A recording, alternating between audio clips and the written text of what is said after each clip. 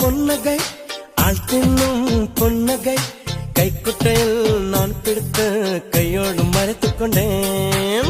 அச்சச்சோ புன்னகை அத்திப்பூ புன்னகை சிந்தாமல் சிதறாமல் முந்தானை ஏந்திக் கொண்டேன். உன் புன்னகை எனும் சாவியால் உன் புன்னகை எனும் சாவியால் என் காதல் திறந்து கொண்டேன். அச்சச்சோ பொன்னகை